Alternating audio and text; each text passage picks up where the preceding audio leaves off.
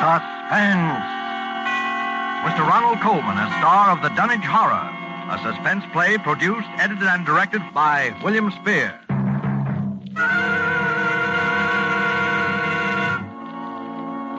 Come in, Dunwich, Massachusetts.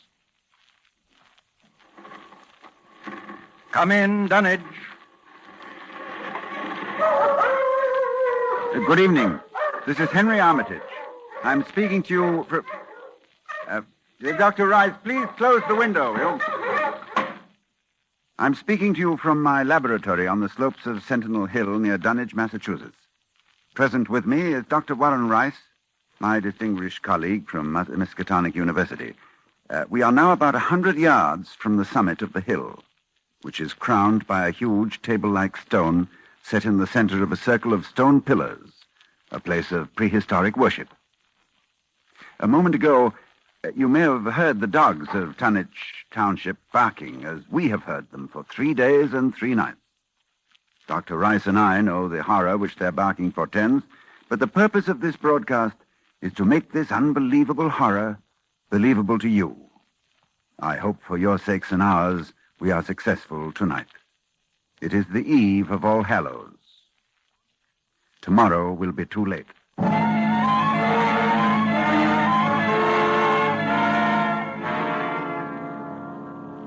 Our time tonight is very short, so I'll speak only of those more recent events which, believe me, may culminate at any moment in a climax too frightful to wholly contemplate. I will begin with the birth of Wilbur Whately.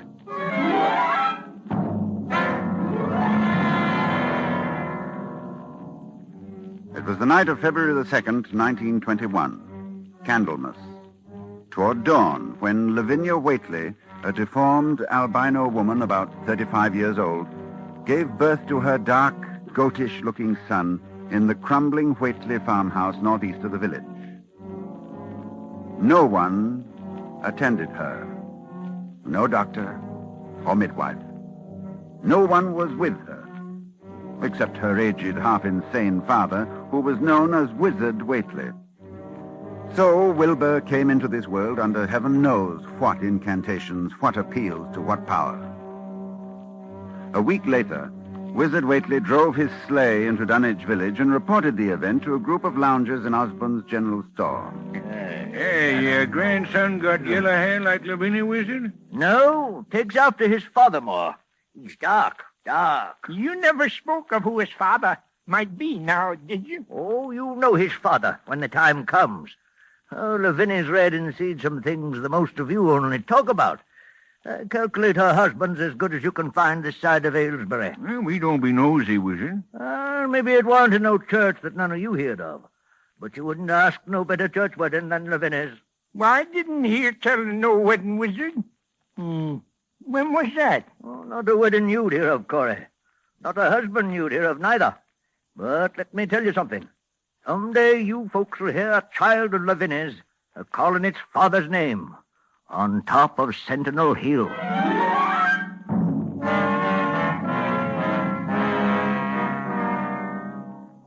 Prophecy? Or idle boasting by an insane old man? No, I know I ask a great deal when I ask you to believe that the arrival of an infant into that house of dire poverty and squalor could possibly constitute a horror and a threat to all our known world. Yet it has an earthly history. Perhaps through this history you will be able to give it credence. Wilbur Whately's growth was uncanny. But even if he had been an average child, he would have become, in time, an unnatural being, for he was surrounded from the first by the most malign influences. There was his grandfather, old Whately, Wizard Whately, who each Halloween climbed Sentinel Hill to the great circle of stone, and while the hills shook, stood holding a great book open on his arm and shrieked into the wind. Shrieked.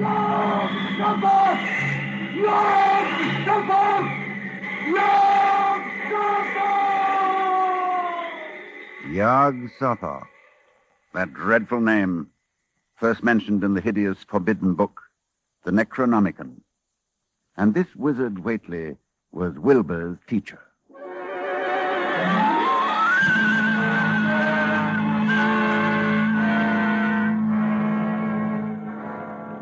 The villagers began to notice curious things that were going on at the Whately farmhouse. Soon after Wilbur was born, old Whately began to remodel the house. The abandoned upper story was restored, and all the windows were tightly boarded up. And then, Wizard began to buy cattle in large numbers, both horses and cows. Yet the livestock on the farm didn't seem to increase. Young Lem Brown was one day curious enough to creep close to the house to count the Whately herd. Dr. Armitage, there warn't more'n 12 cows, and them thick. Looked like they had the blight and funny wounds on 'em, like cut. I heard something, too, in the top part of Wizard's house, something like water slapping inside, only big like a sea.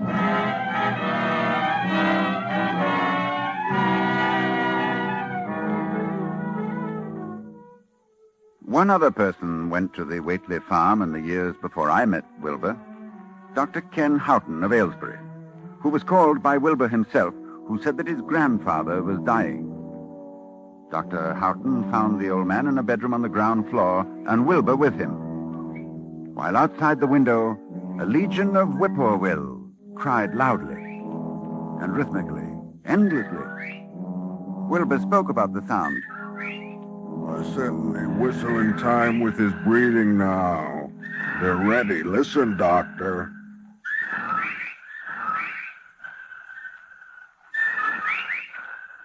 They know his soul's going out. They're waiting. Yes, Wilbur, that's an interesting superstition. Late in the year for them, too. When he goes, if they catch him, they'll keep laughing till break of day. If they don't catch him, they'll quiet down. You mean you believe that... In just a minute. I think he's conscious. Yes, the birds changed when his breathing changed. Like Willie, I say, Willie. I'm here. More space, Willie. Remember, more space soon. Yes, I'll build it. You grows, but that grows faster. It'll be ready to serve you soon, Willie. I know. But remember, when it's time, you open up the gates to Yog Sothoth with the long chant, the one on page 751 of the book. But mind you, feed it enough, 'cause if it gets out before you opens to Yog Sothoth, it's all over. It's no use. He's going now. He's dead, Wilbur. Listen.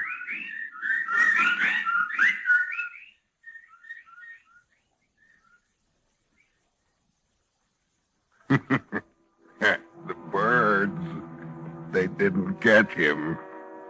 Yes, he's free. He's gone.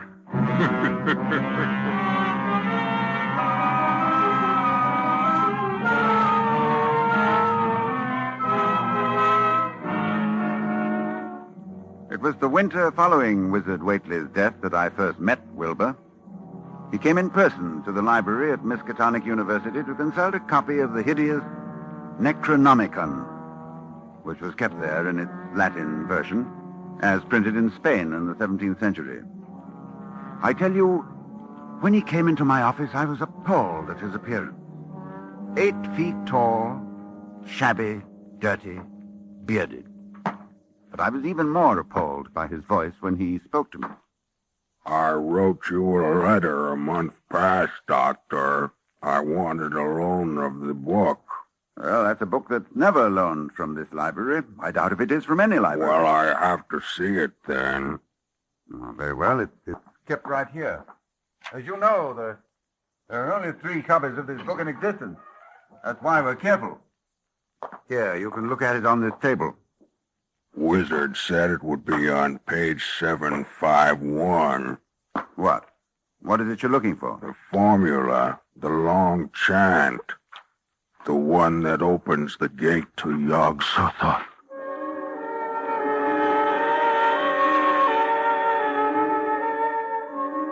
I felt a wave of fright as tangible as a draft from the tomb.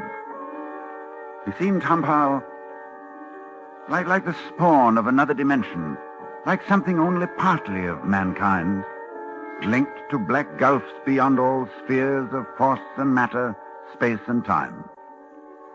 And presently he raised his head and spoke again. It's here, all right, but I'll have to have a copy. That paragraph there? I don't know. Do you know Latin, Doctor? Yes, certainly. Then read it, Doctor. Let's hear how you make it out. All right, that shouldn't be difficult. Let's see.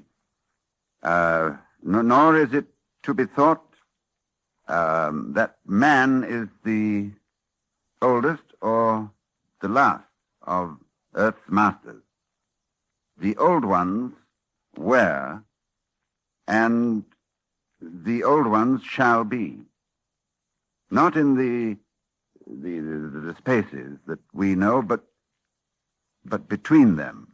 But only Yog-Sothoth knows the gate.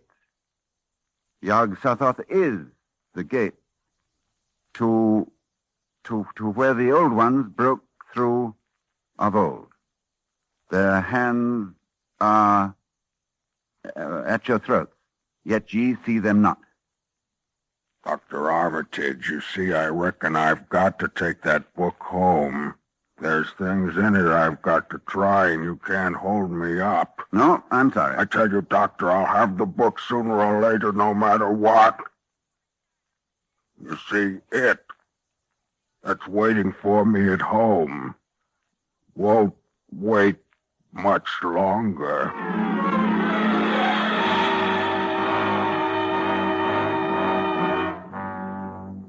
It was a week later that I was awakened suddenly by the fierce yelping of the great watchdog on the campus, followed by a sound from a wholly different throat, a scream. And I knew instantly that Wilbur had come back for the Necronomicon. I hastened into my clothes and rushed across to the library where a crowd had gathered before the smashed window of my office. Inside there was a fearful groaning and growling, and some instinct warned me that what was taking place there was not for unfortified eyes to see. I brushed back the crowd, motioning only to Professor Rice to come in with me. When we opened the study door, Professor Rice screamed. No, Dr. Armitage, no, I can't. Come, close the door. We can't let them see. He's alive, but Lord, what a job that dog's done. Torn him to bits. What a horrible sound, that moaning. Suppose we ought to call a doctor? A doctor? A doctor for that? No doctor in the world would know what to do for that. Look, Armitage, it's not human, nor animal. Where did it come from? Can you tell me? Can you tell me what it is?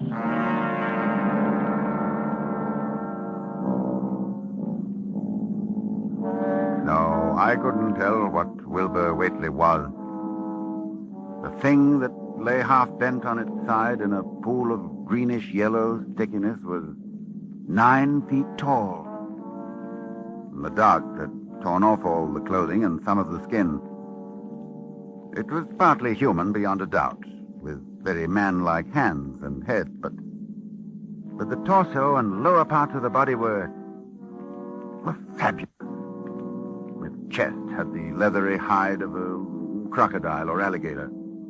But below the waistline, the skin was covered with coarse black fur. And from the abdomen, long greenish-gray tentacles. The limbs terminated in ridgy-veined pads that were neither hooves nor claws. And as Dr. Rice and I stood staring at this present, the whippoorwills began to cry in unison outside the study window. And then the thing on the floor roused and mumbled. God. God. God. Yog-Sothoth. Yog-Sothoth. Armitage, in heaven's name. Listen. The whippoorwills. Listen. I think it's dead now. Look, Rice. Look what's happening. He's disintegrating. Of course. Fast, too. Fading away. Because he isn't made of matter as we know it on Earth. I guess he took after his father, so there'll be nothing left. His father? What was his father? I daren't think.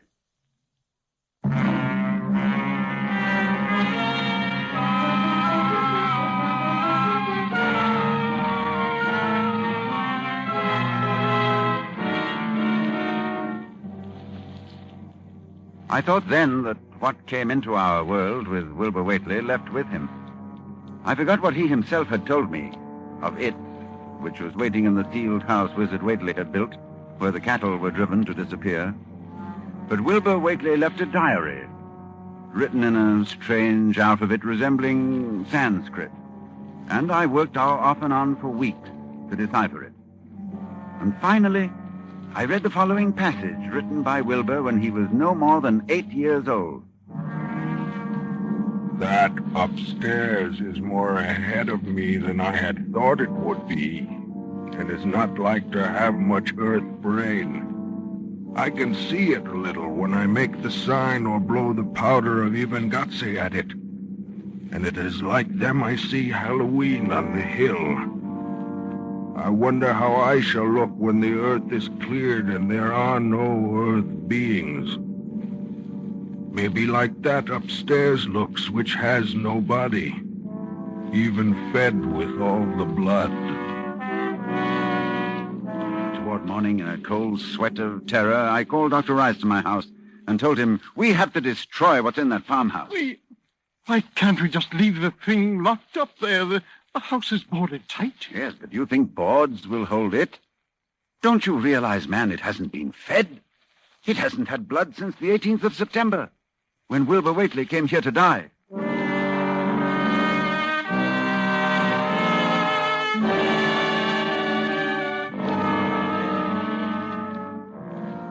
We left for Dunwich that night, and we've been here on Sentinel Hill ever since, working desperately to discover the formula in time. But a week ago tonight, shortly after dawn... Yeah, hello? Dr. Armitage, this is Lem Brown. I was just up beyond the glen, Doctor, looking for cows I lost last night. Yes, Lem? Well, Doctor, something's been there. Smells like thunder, and there's prints in the road. Great round prints, big as barrel heads, like a elephant has been along. Anything else, Lem? That's all I see.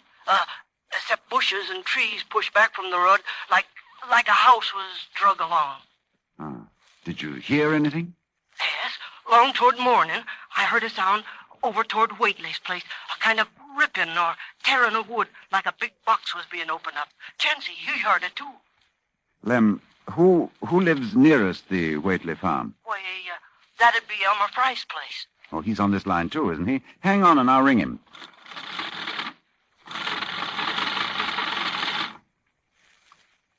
Yes, Dr. Armitage, this is Central. I'm trying to get Elmer Fry, Central. Doctor, he must be out somewheres, and his whole family. I was ringing there an hour ago. Earl Sawyer saw Elmer's cows stampeding in Cold Spring Glen. Oh, you didn't get him, All right. But if you hear or see anything more, let me know. I'll be here working all day. Rice! Oh, wake up. It's loose. It's out of the house. One family gone already. We have to work. Pray God we find that formula in time.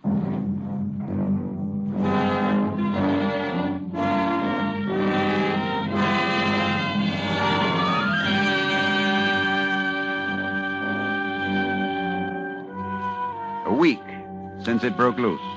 A week of terror and panic here in Dunwich Township. Each night it moves about the countryside, leaving the trees crushed in a 30-foot swathe, as though by a moving mountain, leaving its monstrous tracks and a trail of tarry stickiness, leaving crushed and gutted farmhouses and whole herds of cattle drained of blood. Well, ladies and gentlemen, that is the story to this moment. And tonight is Halloween. Tonight we are here to... Oh, just one moment, please. Dr. Rice, did you hear something? With the window closed, no. Well, we'll throw it open. I thought so. Listen. A sound from 1,000 bending trees. A sound like the sea moving across a forest. Yes. Yes, it's coming here, of course. All Hallows, it comes to Sentinel Hill. Dr. Rice, I'll try the formula and the powder from the altar stone. I want you to stay here at the microphone and report what you see. Very well, Dr. Armitage. Oh, wait a minute before I go. To any scientists who may be listening to me, if I fail, there is a possible alternative formula in Falconer's Mystical Formulae of the Middle Ages on page 24. Listen. Well, there are the whippoorwills. I better get out there. Take over, Dr. Wright. Yes, I'll do as well as I can, Armitage. Good luck.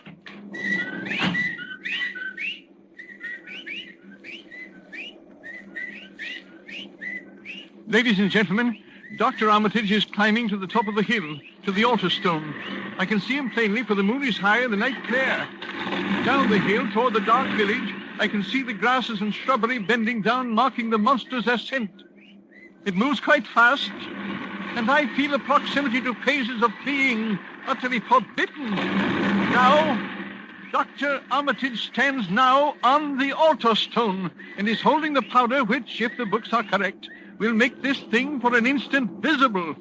It is quite close to him now, perhaps 20 yards or less. He lifts his hands. He flings the powder in a wide arc. I can see... Oh, no!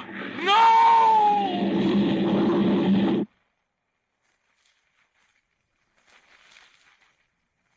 Dr. Rice. Come in, Dunwich. Ladies and gentlemen, this is your suspense announcer. Due to conditions... Oh, just a moment, please.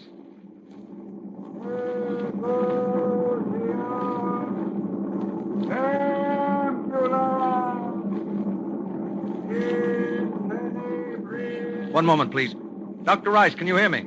Yes, I can hear you. Yes, for a moment I was overcome when I saw... Ladies and gentlemen, perhaps you can hear now the incantation of Dr. Armitage. Listen.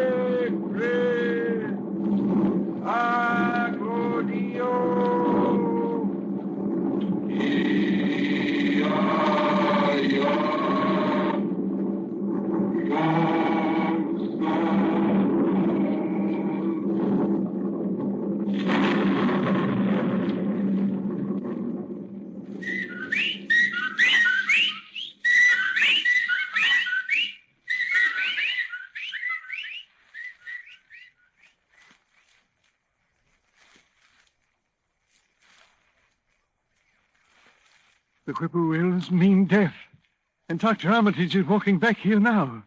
So we know that whatever it was, it is gone. It is dead. We can be thankful indeed. You see, I saw Dr. Armitage. Yes.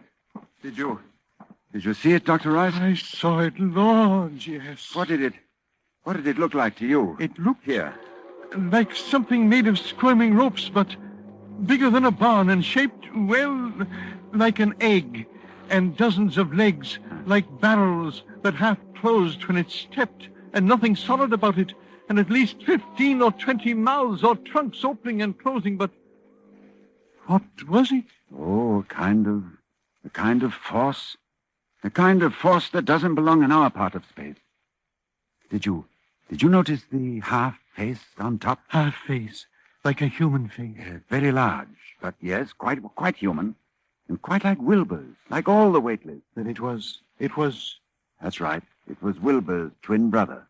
And you saw what 3 weeks' growth had done. And it was the child of Lavinia's who called its father's name on Sentinel Hill, as Wizard Waitley prophesied. You heard it calling, Yog Sotho.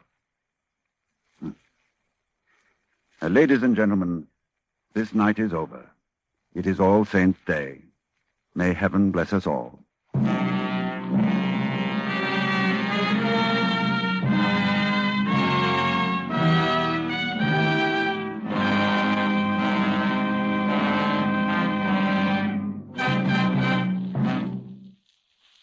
The Dunwich Horror, with Ronald Colman as your star of Suspense.